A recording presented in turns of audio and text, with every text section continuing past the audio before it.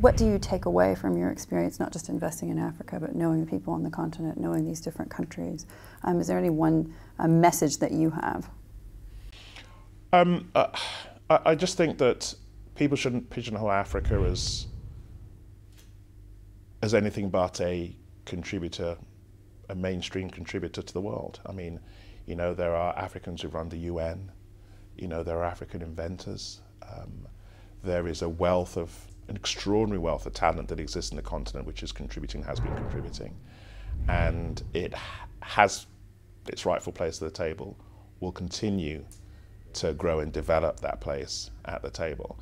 And as long as, hopefully, the portrayal of the continent improves over time, then the world will be able to leverage the skills that it brings to bear. What about aid dollars? Because we were talking about those in relation to remittances and that kind of thing. Does that then mean that they need to reevaluate, seriously reevaluate how they deploy aid dollars, whether it be USAID or European aid, that kind of thing?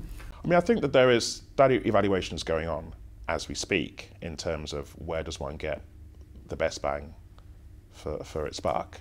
And is it in teaching people to teach themselves, or is it just doing it for them? And I think a lot more money has to be focused much more on policy and teaching people how to teach themselves, rather than just crisis, you know,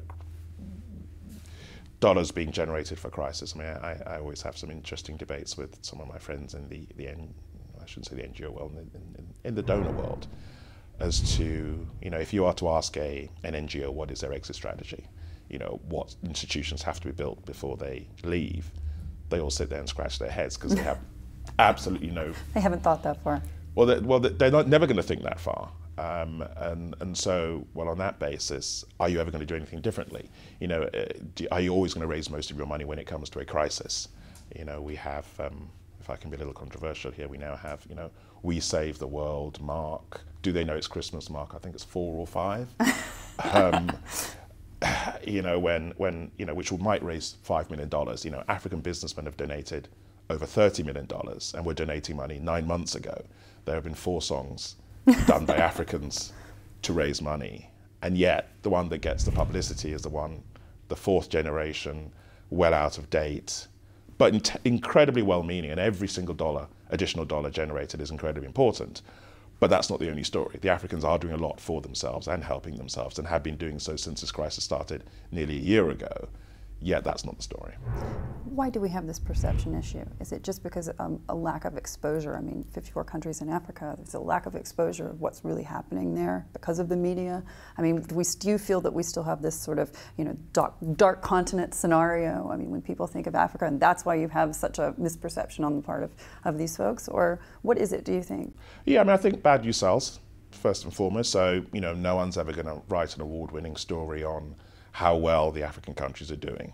We will, CNBC. Okay, I apologise then, but it's the shock and horror is what seems to sell, and that's what raises the funding for you know, a lot of the agencies that do incredible work on the continent.